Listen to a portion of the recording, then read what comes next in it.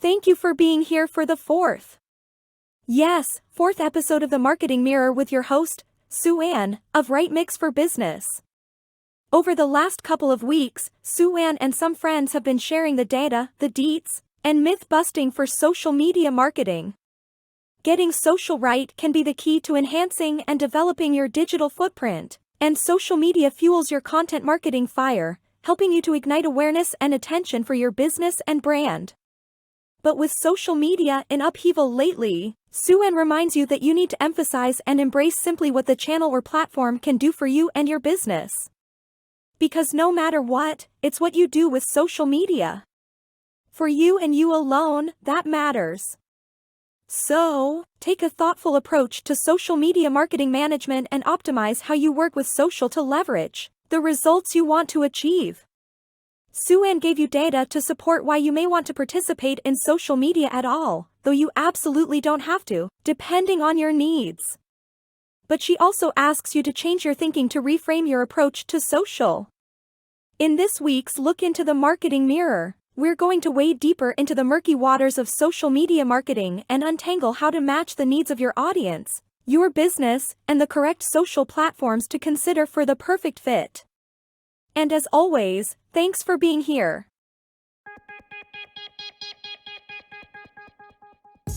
Step inside the marketing mirror to uncover marketing secrets, discover gems, tactics, lessons, and campaigns you can use, next gen or fundamentals. Grab the marketing magic to improve your marketing and win more business. Only on 100 TV. Only on 100 TV. Hello and welcome. I'm Sue Ann, and yes, we've made it to episode 4 here on the Marketing Mirror. I am so happy you're here with me to take yet another trip inside the murky waters of the Marketing Mirror. Because you never know what you'll find, except you can be sure that everything you do reflects your business and brand. And so therefore, it's so important that we take a look at our marketing from all sides. And one of the things I've been talking about in the last few episodes is social media marketing. And I feel that organic social media marketing still today does a lot of good for a lot of businesses in a lot of ways. And I suggested to you last week that social media marketing isn't so much about the platforms you use, but more so about how you use them and how you connect, hopefully on an emotional level, with your audience so they can then love you and be more than willing to talk about you and help to market with you. And so if you get to that level of two-way communication and building a community around your brand and your business and your marketing, then everything goes much smoother. And so I want you to embrace social media marketing, even from an organic level, but I want you to think about it more strategically. I want you to think about how it can enhance your digital footprint, your business, and most importantly, build human relationships with other people, because people do business with people, not with Google or other entities.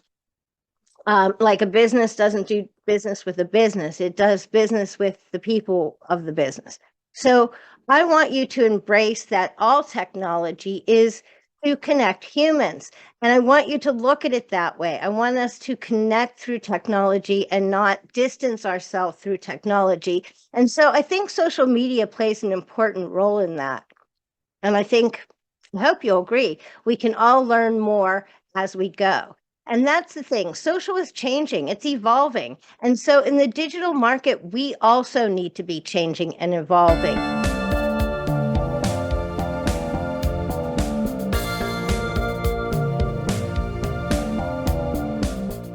So for today, we're going to be looking at the second thing on my agenda for social media marketing. And this item, maybe more so than anything, even more so than strategy. If you don't get this right, your strategy won't be right. So what I want to look at today in the marketing mirror, in those murky waters, is the question of what platform should I be on? Where do I belong as a business or a brand with social as a platform? And there's so many to pick from. But of course, I'm going to concentrate on the biggest main platforms because look, those platforms are the platforms that are tried and true. They have the most usage. They are the most popular, and you will surely find your market, your audience on most of the major channels. So that's where we're going to concentrate for now. But think about social media marketing and all the platforms, not about their perspective, what they've got going on, but about your perspective and what you've got going on and how you can leverage and optimize using those channels and platforms for your own business objectives and goals. And of course, that's going to happen most and best by meeting the needs and serving the needs of your customers, potential customers, and audience. So you want to take that audience first approach, and you want to use that in selecting what platform, because you're going to follow the platform that houses where your audience lives. So once you find where your audience is, that's going to be the platform you're going to want to think about. There are other factors too. Let's jump in to the marketing mirror and see what some of those might be.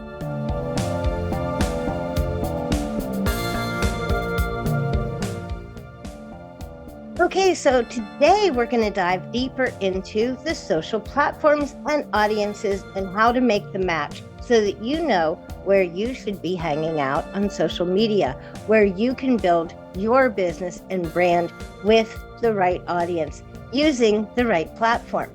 And so we're going to match your wares, your talents, and your audience to create a powerful social footprint. And that is the point. So one more thing I want to show you that supports the research that I showed you earlier on about why you may want to be on social. I want to also say from the organic perspective, this data that Social Sprout collected also really, I think, more deeply shows you that social media marketing has power. So first, it shows you that 49% of consumers find their perfect product when they see a targeted ad. So an ad that a company has targeted their way based on audience information that it's collected in order to know that they might be a good fit. So when it's a targeted ad, these people, this is paid, this is the paid side, which we're not working with, but there's 49% who are saying they're buying from a targeted ad and they're seeing and finding that product that way. But those ads, like I said, are researched to be directed to you. So there's also an advantage of that.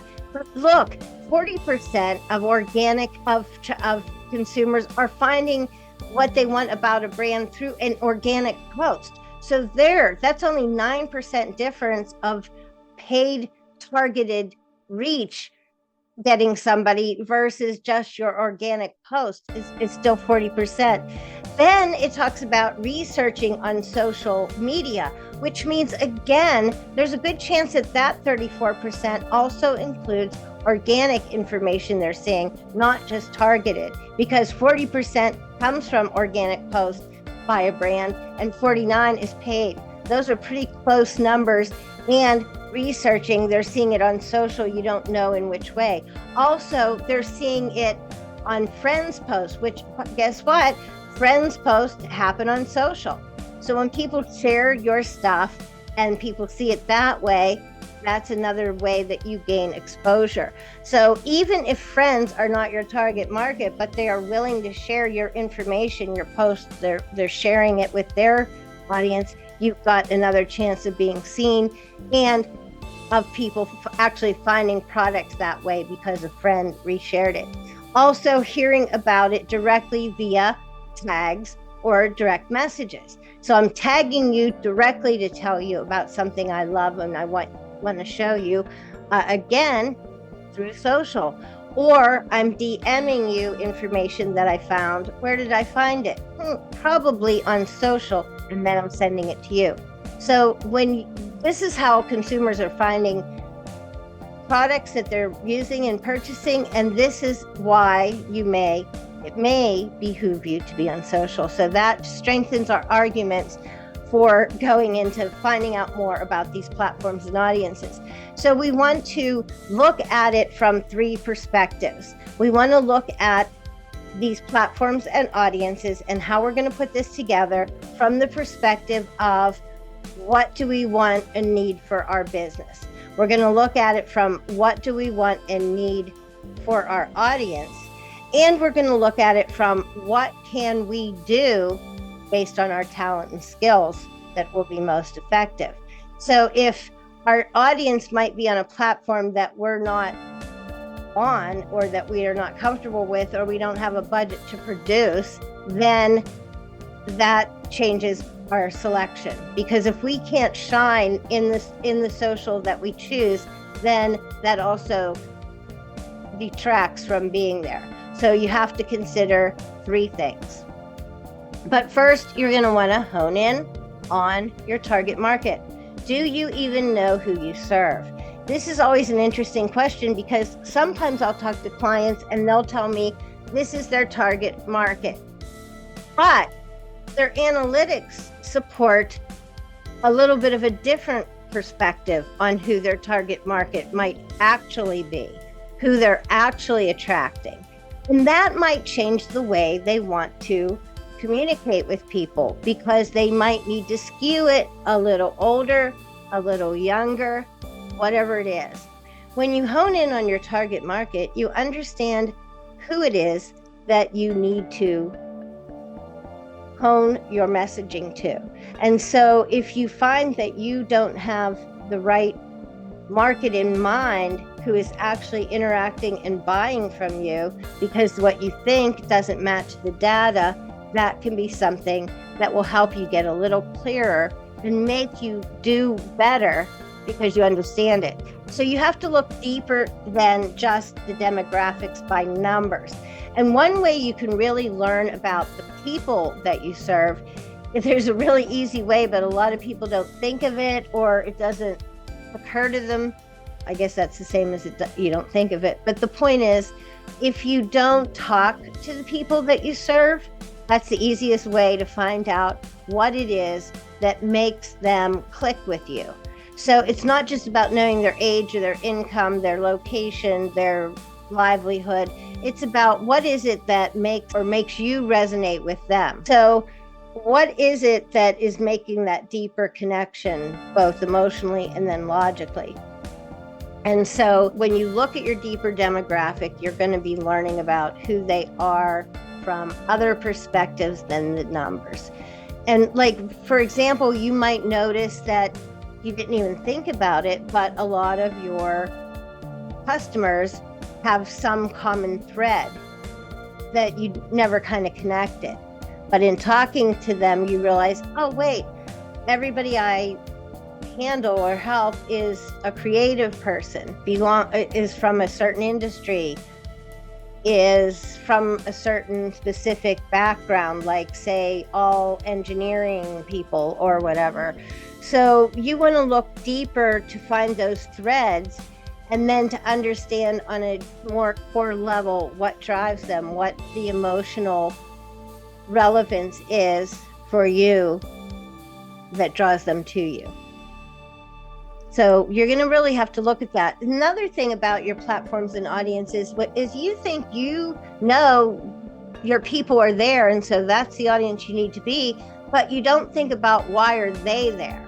So there's a user intent position that you should consider. And again, shout out to Blogging Wizard. Thanks, Adam, because This is really an important thing that I don't think most people think about or talk about. So, yay, everybody, I serve women. Women are on Pinterest. I'm going to be on Pinterest because women are on Pinterest. But what if women aren't shopping on Pinterest? What if they're just there to look at the pictures? Well, in this case, women are there to shop on Pinterest. They're actually looking for products and brands.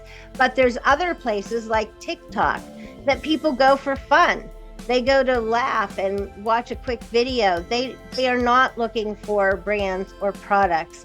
Now, if you're a big brand with a big budget and you can do TikTok videos and, hit your target market, sure, every touch point matters. But if you're a smaller brand and you have to really pay attention to, or you're just getting started on social, or you want to refine and revise your social, you have to start on one or a couple specific platforms. You're going to want to think, why are the people going to that platform? If they're just going for fun and entertainment, that may not be the right intent for the audience. Not to mention that in the case of TikTok, for me at least, that's a much younger audience than I'm trying to reach. So I don't have a reason to be on TikTok. If I were a bigger brand, sure, I might put content on TikTok because I might have the ability with the resources that's no big thing. But for me to take on another thing to do would be a little bit crazy when it's not specific to my purpose. So you're thinking about your business purpose, you're thinking about what you can do well, and again, you're thinking about the audience. So if they're there to search for products rather than just to stop by for fun, that makes a difference. If they're there to connect with friends and relatives like Facebook, that makes a difference. So you might even need to hone the way that you speak on different platforms by the platforms and what the user intent there is. And that way you can connect with them better because their reason for being on that platform might not be what you thought it was. And if it's not what you thought and it doesn't match what you're doing, then it's also a waste of your time and resources. So you really have to think about what platform for my peeps, but that's not all. You have to think about what platform for me. And it's not only on that business objectives and goals level, but it's also on the level of what am I talented at doing? What can I bring forward to the market in the best possible light that showcases my business and my business goals and helps my audience? So if I stink at something and it's illegible to consume, then that's not helping your audience or your business. So you really have to consider, what am I good at and what do people want from me? And then what will benefit my business goals and objectives? What will help me achieve them? One thing I suggest is that you start with just one platform. And I don't care if you're already on 20 of them. If you really want to get your social right and you really want to get your marketing right, we're going to do that slow down to speed up approach. Let's go back. Let's pick the most successful platform we have going, or the one that looks to have the most potential when we think about all the things that matter in what we choose for our social platform. And then let's go all in and start with one platform and then expand out into others.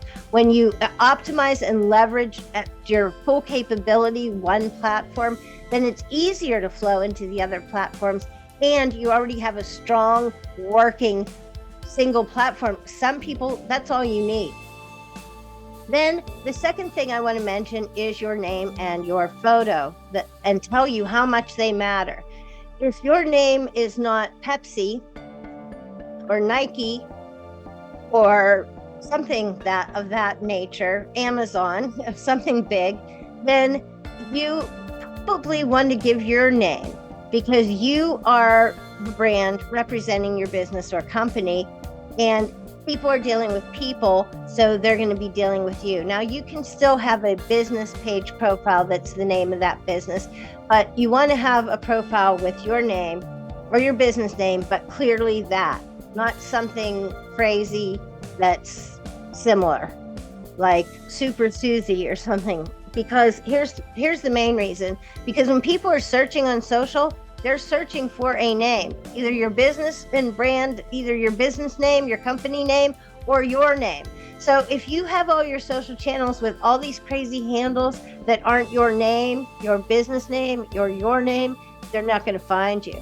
So you're only kicking your own butt while you're doing your hide behind the mask thing.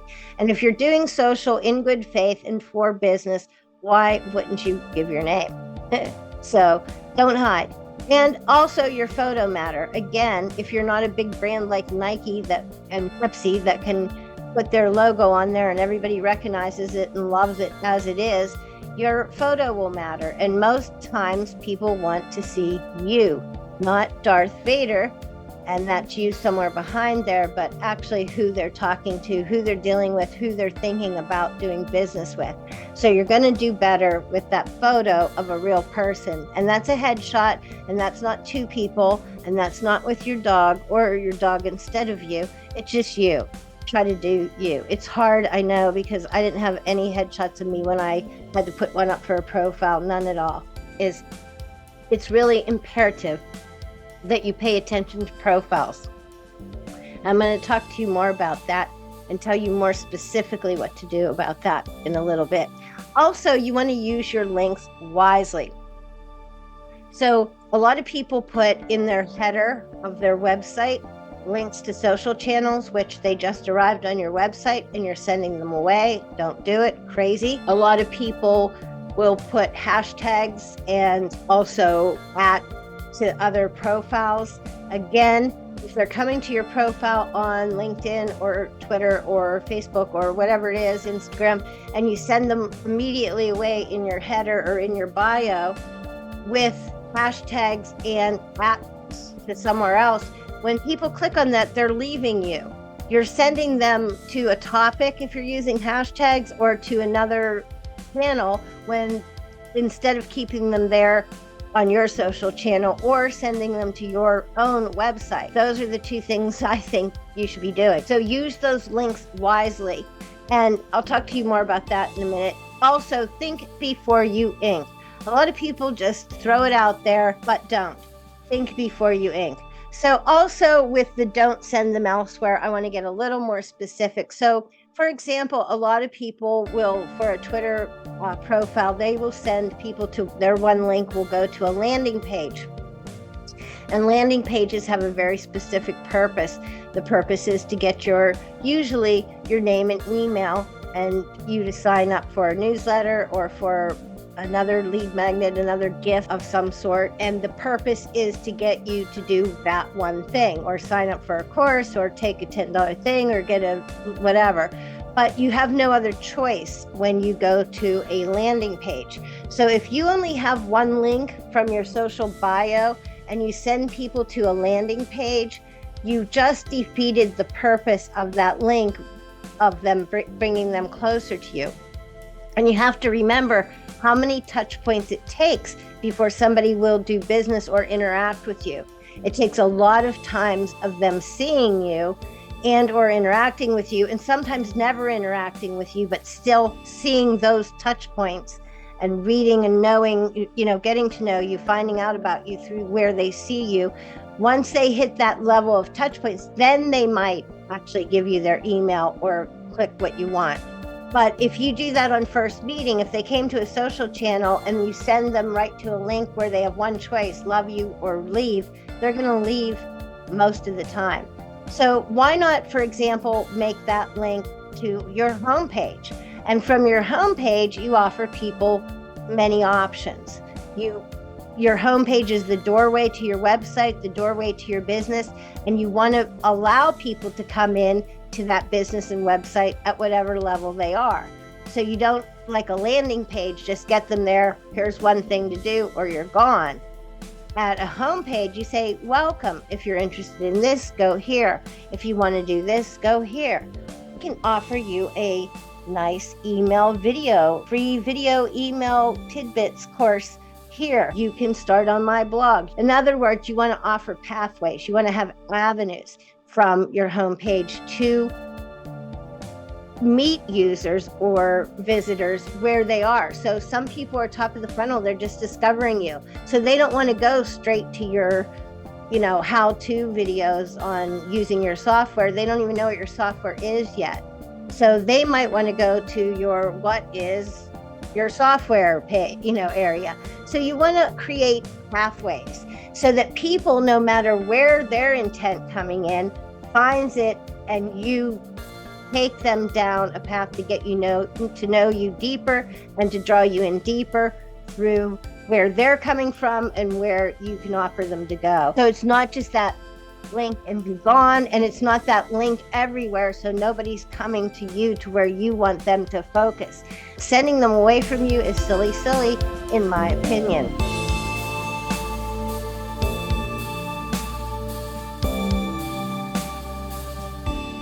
Today's look into the marketing mirror reveals how imperative it is to take a closer look at your ideal audience, as well as the major social media channels themselves.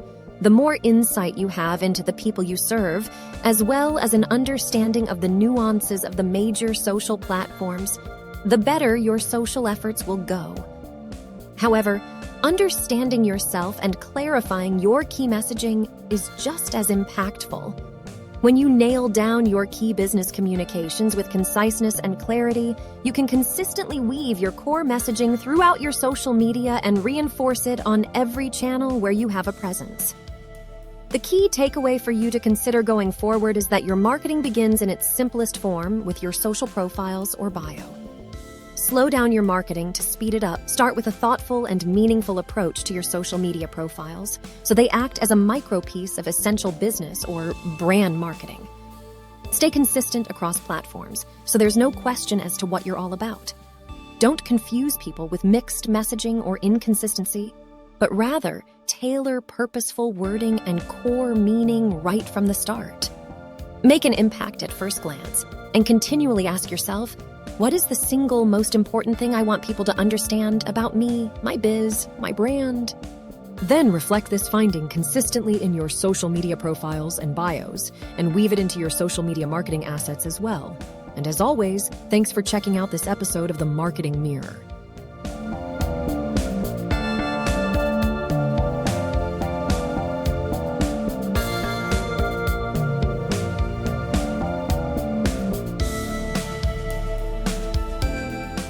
Stay tuned for the next episode of The Marketing Mirror. And because she never stops marketing, here's a preview of what's coming up. From the nearly famous Marketing Millie. Answering questions your customers or prospects have is a perfect beginning for some of the social media content you may want to produce. The more helpful and viewer-centric your content for social is, the better it will relate to and connect with people. And as they say, people want to do business with people. And so many of the reasons to participate in social media and jump into the digital space revolve around connecting with people.